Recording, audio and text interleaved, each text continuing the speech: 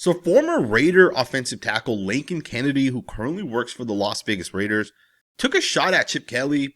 Maybe it wasn't a shot, but he definitely put blame on Chip Kelly. And he said that his offense is basically part of the issue as to why the Raiders are struggling.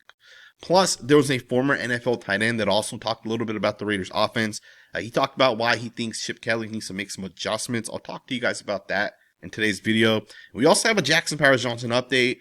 Some people are saying Pete Carroll apparently hates Jackson Powers-Johnson, which I don't know if I agree with that, but we'll talk about that a little bit later on. So Lincoln Kennedy basically came out and said he is not buying the Pete Carroll explanation for the loss that the Raiders had against the Commanders. If you guys listened to Pete Carroll after the Commanders lost, and even the day after, he talked about it, he kind of mentioned it a couple different times. He said that he thinks the reason why the Raiders lost to the Commanders was because him as a head coach, the plan that he had, right, coming into this Commanders game was that, hey, we're already on a short week. We had just played the Chargers on Monday Night Football. The Commanders have a long week, right? They played on Thursday night, so they had like 10 days to get ready for the Raiders.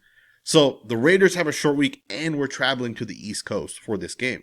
So Pete Carroll decided for practice, we're going to basically shorten it. We're going to knock out a couple days. We're going to make it easy. We're going to let guys kind of recover. And that obviously did not work. So Pete Carroll says that, hey, it's on me for going into this week with that plan. And Lincoln Kennedy said, I'm not buying this. Lincoln Kennedy says, I see what Pete Carroll did, and I understand why he did it. Being the head coach, you're supposed to take the blame just like the quarterback, but this wasn't a coaching problem. This was an effort issue.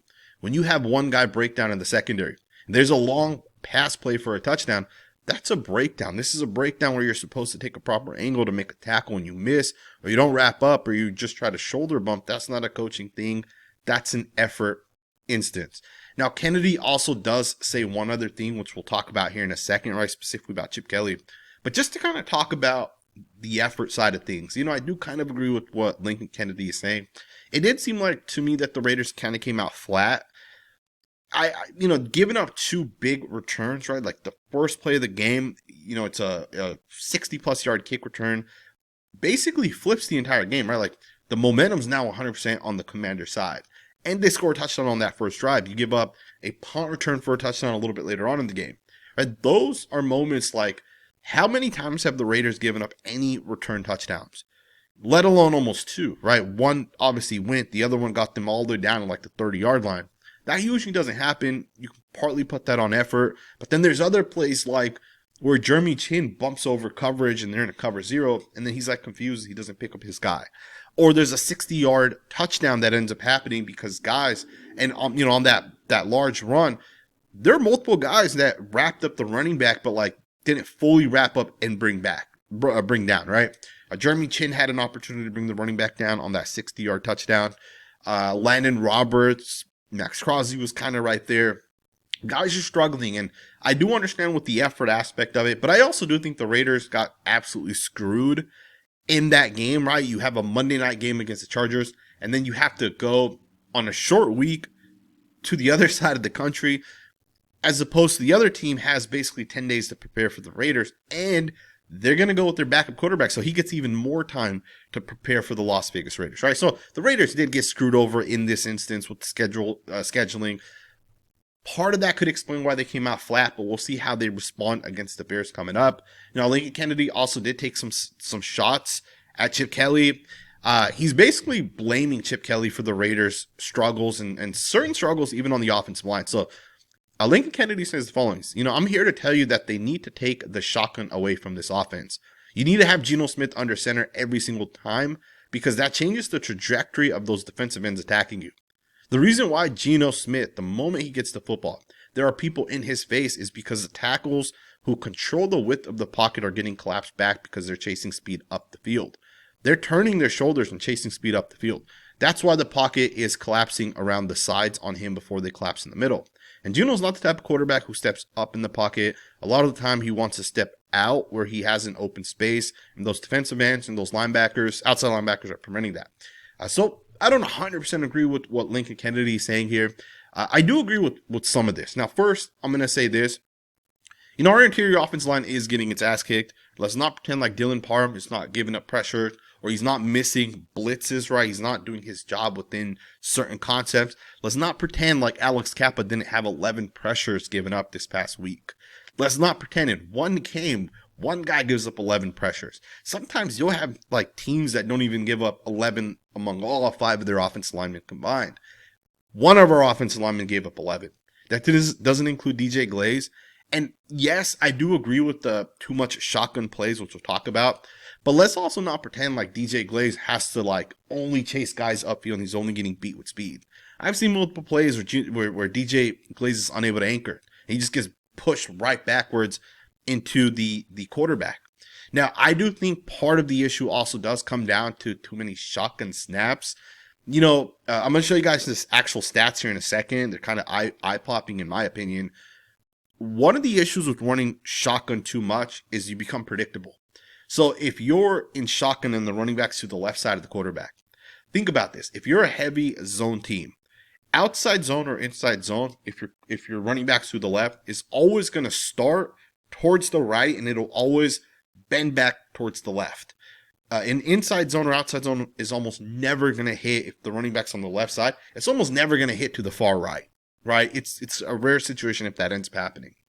So here's what happens, and here's what teams are doing. So the Commanders, who run a lot of cover one man-to-man, came out in a lot of light boxes. And I almost feel like they made this adjustment a little bit because they realized the Raiders are in shotgun so much. So if Ashton Jeanty's on the left, the safety, let's say there's 2 safeties, the safety on that same side as Ashton Jeanty, the guy on the left, if he's playing 15 yards off the line of scrimmage and we run zone to the right, knowing the play is going to bend back to the left, right? Because that's how most zone plays are. You run it one way and then it ends up hitting back to the other side. That safety that's 15 yards away has a little bit more room to come downhill and fill the same side as Ashton Jeanty. And I say that because when you're running zone out of a shotgun where Ashton Jeanty's on the left, the run can only go a certain type of way. Same thing if he's on the right side and you're in shotgun, it can only go a certain type of way. Defense can predict those things. If you're running power, Ashton Jeanty's to your right side, power's always only going to hit to the left side, right? You're predictable if you're running all your plays out of shotgun. And, what Lincoln Kennedy's saying is 100% fact. Let me just show you guys some of these numbers. Split out per week. Right now, the Raiders are running shotgun or pistol 42, 47, 48 out of, and you guys can just see how many plays they're not in shotgun, 18, 17, 12.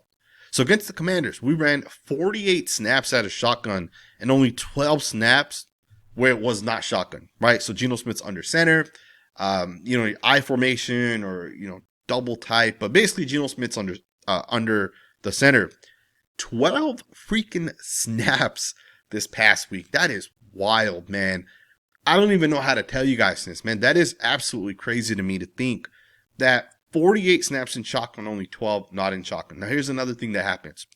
As a running back, when you're in shotgun and you're getting the football, you're not necessarily running downhill if you're running out of shotgun, right? If you're a quarterback and you're under the center and you're going to take 2 steps to your right to hand the football off, well, the running back kind of gets that head start a little bit. He gets 2-3 steps before he gets the football.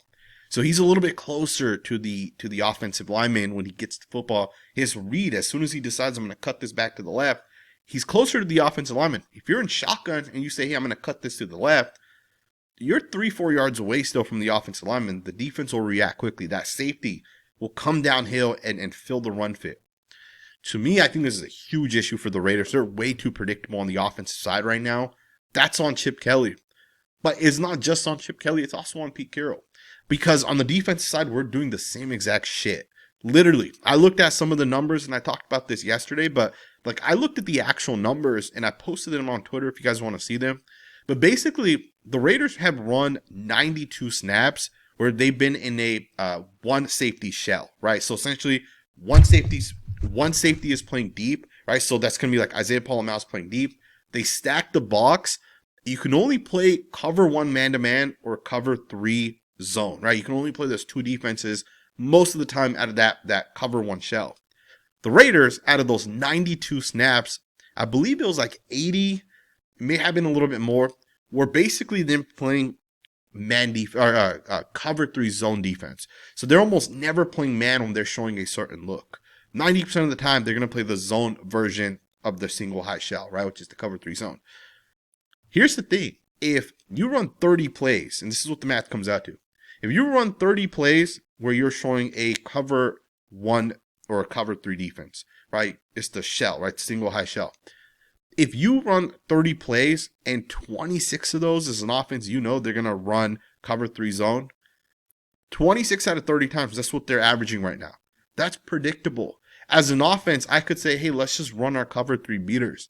And that's exactly what the Commanders did twice on the Raiders, and that's exactly what the Chargers did on the Raiders. And guess what Ben Johnson and the Bears are going to do? If the Raiders don't start to, if they stop being so if they don't stop being so predictable, the Bears are going to score 40 points on us, guaranteed. Because the Bears went out and did this against the Cowboys. The Cowboys are, they lack some talent on the defensive side, but their coaching's also not great, and they're a little predictable. And the Bears scored, I don't remember the exact numbers, but well over 30 points. The Raiders right now are predictable on offense because they're running too much shotgun, and they're predictable on defense because they're running too much cover 1 one shell high, right? To me, that's on Pete Carroll. Yes, Chip Kelly's a little inexperienced. Patrick Graham is technically running a scheme that is not really his scheme, right? Yes, Patrick Graham's calling plays for us. I guarantee you guys Patrick Graham will not be here next year. He'll be off to a whole new coaching staff if he doesn't get hired as a defensive coordinator.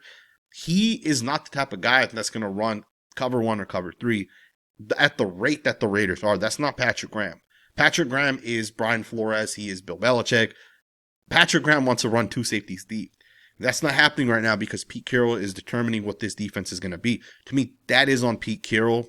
And then, of course, even with the Chip Kelly side of it, there was a former NFL tight end. I believe he's a podcaster now for the Commanders, or maybe he just was on a Commanders podcast where he was talking about some of what he saw against the Raiders, right, from the Commanders. And he kind of said some interesting points, and I can't show you guys the entire video due to copyright, but just to summarize some of what he said, he was saying that, hey, Chip Kelly's offense is almost designed like a college offense, right? Chip Kelly's calling plays where like, hey, in college, this play would be open because the hash marks are a lot wider. So in college, the hash marks are wider. You're usually on one hash mark or the other. You have a much wider field. And then, of course, in college, they're also slower. In the NFL, these guys aren't slow, and it's not that wide, and you don't have that much space, which also is partly why the Raiders have had some interceptions. This guy also said some of the route concepts aren't great because they're spaced in a way where in college it could work, but in the NFL it's not going to work. So this tight end is saying that right now what's happening is Chip Kelly's offense, a lot of it is almost college based, right? And he does think Chip Kelly will at some point recognize this, and maybe Pete Carroll just has to kind of talk about it with him. But I also do think that with Chip Kelly's offense, one of the struggles the Raiders are having right now is the blocking angles are not great. We're not creating yards for this offense, right? Like we call split zone, and we just run it the most basic way, out of the most basic formations. There's no motioning. There's no, tight end maybe inserts, or there's just nothing special about the Chip Kelly offense right now.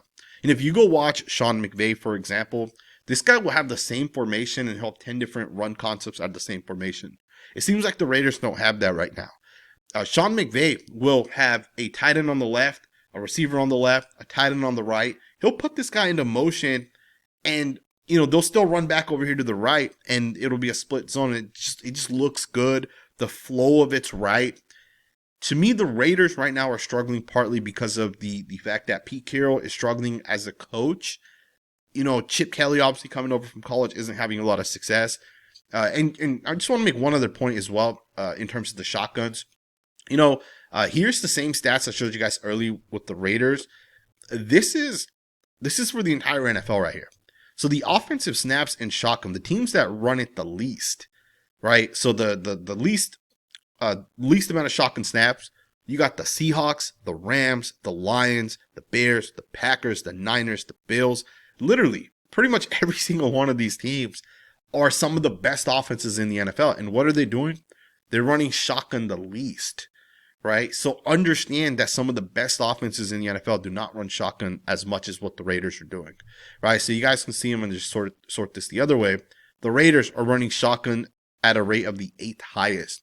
The teams above the Raiders, the Jets, the bad offense, the Cowboys, bad offense, the Titans, the bad offense, the Giants, the Saints, the Falcons, these are struggling offenses. The Commanders are the only team that is up here that you could say is a good offense. Even then, the Commanders have struggled before they played the Raiders, right? They kicked the Raiders' ass, obviously.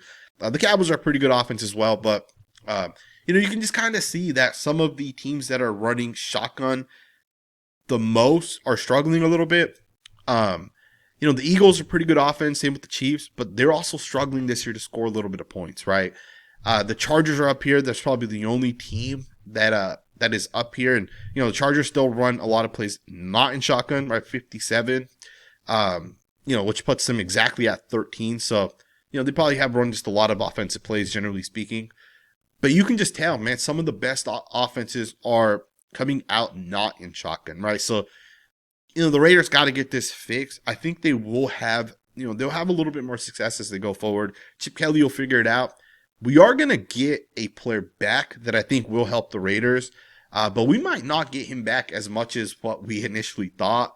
I want you guys to listen to what Pete Carroll said. He was asked the question by Vincent Bonsignore. You guys will hear the question, and then you guys will also hear how Pete Carroll kind of answers it. Some people think Pete Carroll hates Jackson Powers-Johnson based off this answer. I don't agree with that necessarily, but listen into this. Pete, you had mentioned fitting the offensive line. I think on Monday it was. Last year, the Raiders finished with Jordan Meredith at left guard, Dylan Parham was at right guard, and Jackson was at center. Would you consider maybe going back to something like that? Is that Absolutely what you're talking? Not. No, we've invested a lot of time with these guys playing in their spots. I know you're interested in JPJ. This is an official week to practice and to get ready. Last week was not that. So he's ready to compete for the playing time, and he and Alex will be going at it. So it's a good situation in that regard. When you say competing for playing time, Jackson didn't hit anybody in 2 weeks. We got to see what he can do.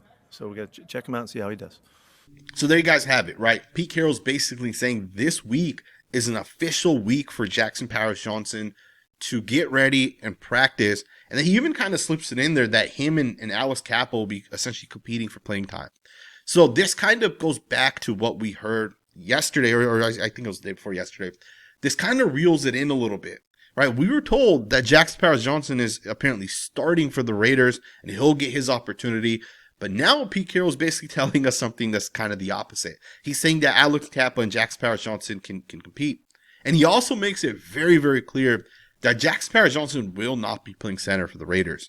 And this is unfortunate, man. I hate saying this, and I almost don't want to say it, but, I'm going to just be honest, guys. I don't like some of what I'm seeing from Pete Carroll at this point. The offense is predictable. The defense is predictable. And more than just the defense being predictable, Patrick Graham's probably not going to be here next year. This is not his defense. The cover 3 defense sucks, right? Usually, when you play good quarterbacks, good play callers, right? Coaches that can design offenses, usually the heavy cover 3 defenses don't work. The best defenses that have won all the Super Bowls in the last 5 to 6 years, have been the 2 shell high heavy defenses. So just keep that in mind right now.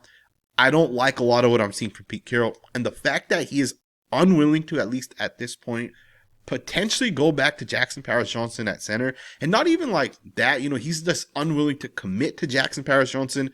This makes no sense to me. Jackson Powers-Johnson is literally better than every single one of our interior offensive linemen. He is better than even DJ Glaze, and this guy's not once calling out DJ Glaze or talking about how Glaze has been struggling. Glaze has been awful. He's arguably our worst offense. I can't even say arguably. From left guard to right tackle, all 4 of those guys basically suck.